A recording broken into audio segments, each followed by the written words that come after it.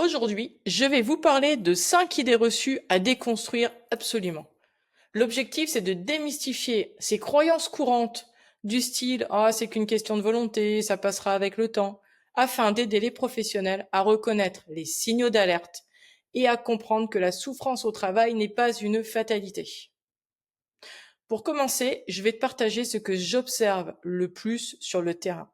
Parce que finalement, ne l'oublions pas, c'est bien là que tout se joue. Je rencontre des équipes qui n'osent plus parler, des managers qui savent plus vraiment comment agir parce qu'ils ont peur de mal faire ou d'en rajouter une couche. Des salariés qui travaillent au service RH et qui sont démunis parce que ils ont tout essayé, sans résultat durable.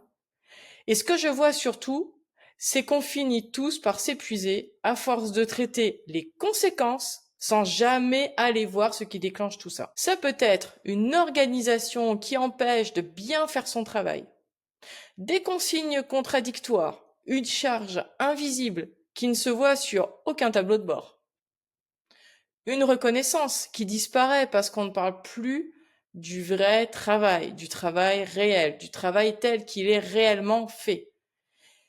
Et là où ça devient encore plus violent, c'est qu'on finit par se dire que c'est normal, bah oui, c'est le prix à payer quand on travaille, ou pire. Et ça, c'est quelque chose que je vois très fréquemment dans mes coachings, que c'est de notre faute. C'est ça que j'appelle le piège silencieux. Et c'est ce piège-là que j'aimerais t'aider à voir aujourd'hui. Donc, on va forcément parler d'un sujet qui touche tout le monde. Même ceux qui font semblant que ça ne les touche pas. La souffrance au travail, aujourd'hui, on en parle beaucoup.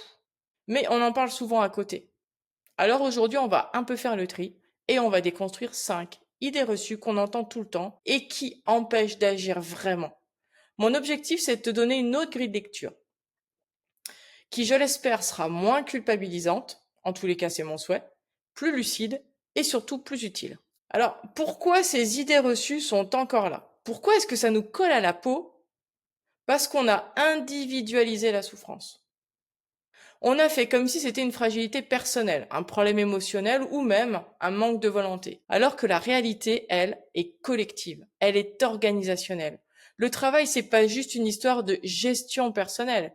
C'est une activité collective dans une organisation, avec des règles, des contraintes, des moyens. Et ça, on l'oublie beaucoup trop vite.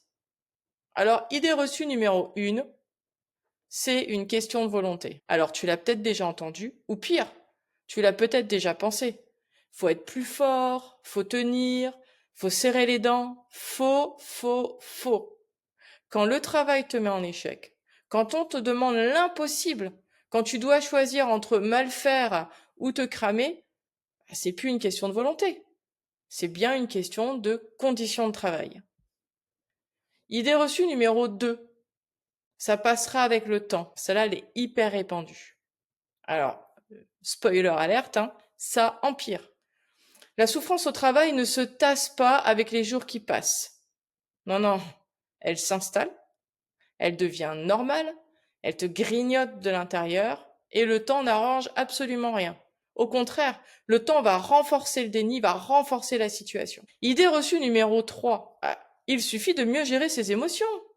Alors, oui. Apprendre à réguler son stress, effectivement, ça peut aider. Mais seulement si l'organisation joue le jeu. Si on te propose un atelier gérer ton stress, mais qu'on te laisse dans une organisation qui le fabrique en continu, là, clairement, on peut être d'accord, ça ne sert à rien.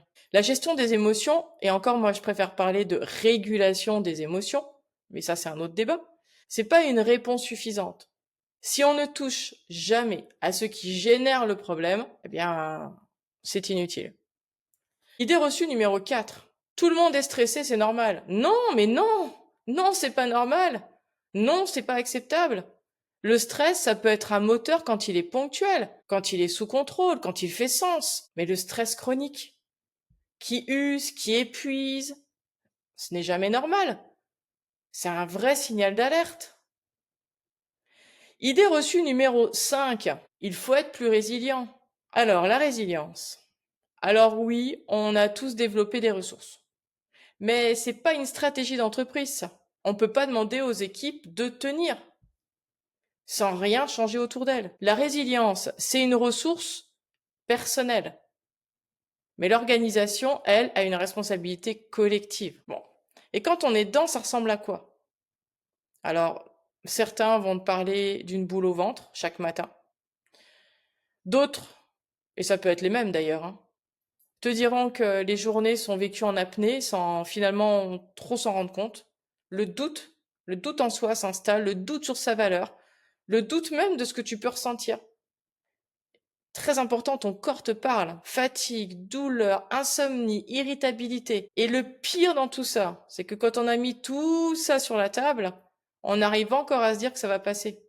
Et que c'est nous qui déconnons. Et que c'est comme ça pour tout le monde. Alors, laisse-moi te dire une chose, ce n'est pas ta faute. Premièrement. Deuxièmement, tu n'es pas seul. Et troisièmement, surtout, il y a toujours un après. Tu peux en sortir. Mais pour ça, il faut changer la manière dont on regarde le problème. Il faut oser ouvrir les yeux sur l'organisation du travail et travailler collectivement pour changer ce qui doit l'être. Si cette vidéo t'a parlé, pense à la partager à quelqu'un qui en aurait besoin.